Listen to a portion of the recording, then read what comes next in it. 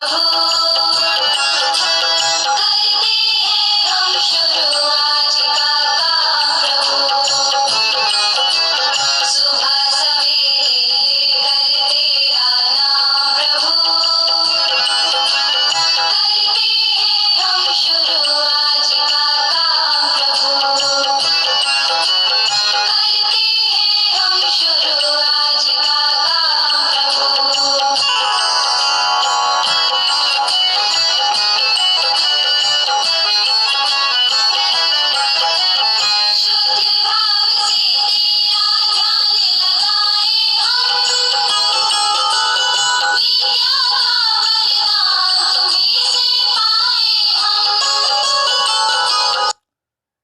Morning my यार dear student, प्यारे बच्चों।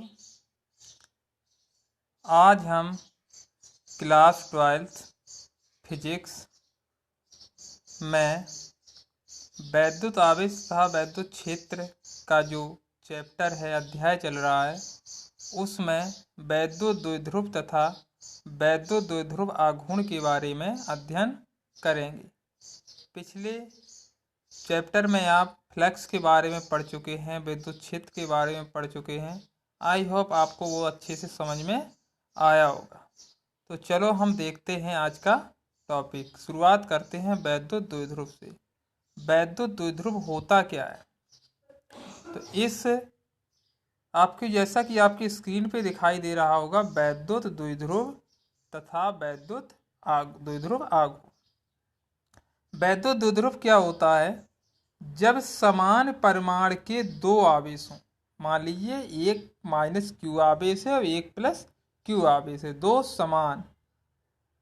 समान परिमाण के आवेश जो प्रकृति में विपरीत हों, एक में माइनस है और एक में प्लस है, अर्थात एक ऋणात्मक तथा दूसरा धनात्मक आवेश को अल्प दूरी पर रखा जाता है, एक दूसरे से कुछ दूरी पर रखा जाता है, जिसकी हमने दूरी मान ली है 2a।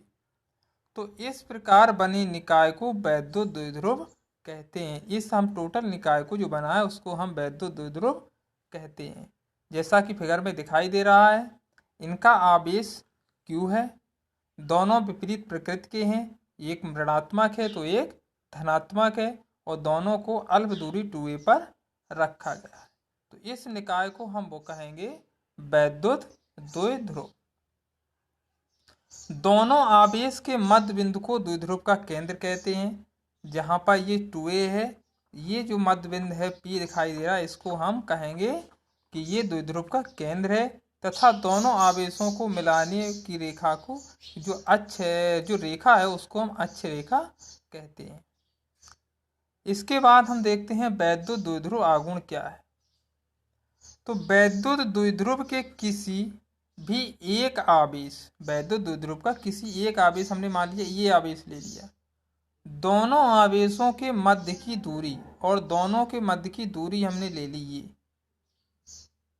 के गुणनफल को वैद्युत द्विध्रुव आघूर्ण कहते हैं। इसका जो गुणनफल होता है उसको हम वैद्युत द्विध्रुव आघूर्ण कहते हैं, जिसे हम P से लिखते हैं। तो हो जाएगा P बराबर, ये एक कोई आवेश ले लिया, Q ले लिया, ये Q ले लिया, इंटू इनके बीच की दूरी ले ली 2। तो ये होता है P बराबर Q2 और A। तो ये इसका फॉर्मूला बन जाएगा डेफिनेशन के हिसाब से। किसी द्विध्रुव के किसी एक आवेश, कोई एक आवेश लिया Q, तथा दोनों आवेश की मध्य की दूरी, दोनों के बीच की दूरी कितनी थी 2a, और दोनों के गुणनफल कर दिया, तो ये जो P निकला ये हो गया वैद्युत द्विध्रुव आघूर्ण। जैसे आपको ये दिखाई भी दे रहा है, ये द्विध्रुव आघूर्ण का मात्रक कूलाम मीटर होता है, क्योंकि Q जो आवेश है, आवेश का मात्रक हुआ कूलाम, और ये दूरी है, दूरी का मात्रक हुआ मीटर। तो इसका जो वैद्युत द्विध्रुव का आघूर्ण का मात्रक, वैद्युत द्विध्रुव आघूर्ण का जो मात्रक बनेगा वो भी बन जाएगा आपका कूलाम मीटर। और इसकी जो विमा होती है, जो विमी सूत्र होता है, वो बनेगा आपका M0L1T1A1। इसमें हम कई एग्जाम्पल देख सकते हैं वैद्युत द्विध्रुव के। जैसा एक हम यही देख लें कि HCl ध्रुवीय अणु है जिसका H+ और Cl- दो आयन परस्पर विद्युत आकर्षण बल से बंधे रहते हैं। जो धनायन है और ये ऋणायन है, दोनों आकर्षण बल के कारण बंधे रहते हैं और दोनों आवेश के मध्य लगभग 10⁻⁻11 m की दूरी होती है या मीटर की दूरी होती है, अतः एक वैद्युत द्विध्रुव का निर्माण करते हैं। तो ये जो होता है इसमें जो समान आवेश होता है H+ और Cl- में, चूंकि एक ऋणात्मक है एक धनात्मक है, इनके बीच की ये दूरी है। तो इस प्रकार के जो हम निकाय है इसको हम कह सकते हैं कि ये वैद्युत द्विध्रुव आघूर्ण का पालन करते हैं।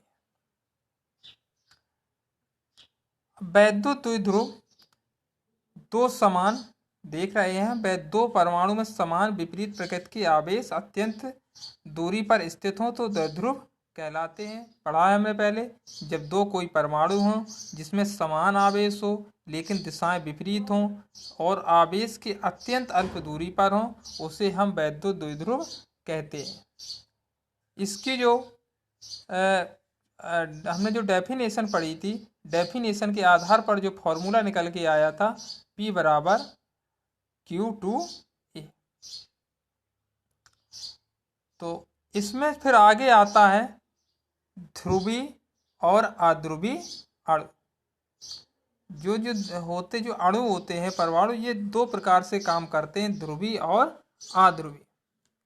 जब किसी अणु में धन और ऋण आवेश अणु के सभी भागों में समान रूप से वितरित कर दिए जाएं तो आवेश का प्रभावी केंद्र एक ही होता है।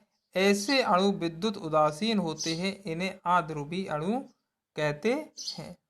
जब किसी अणु में धन और ऋण आवेश अणु के सभी भागों में समान रूप से वितरित कर दिए जाएं, अर्थात कुछ पदार्थों के अणुओं में हम देखते हैं धन और ऋण आवेशों का वितरण समरूप नहीं होता है। इसमें धन एवं ऋण आवेशों के प्रभावी केंद्र भिन्न भिन्न होते हैं। ऐसे अणु ध्रुवीय अणु कहलाते हैं। जैसे अभी हमने HCl का पढ़ा था, ये उसका एग्जाम्पल बिल्कुल फिट होता है।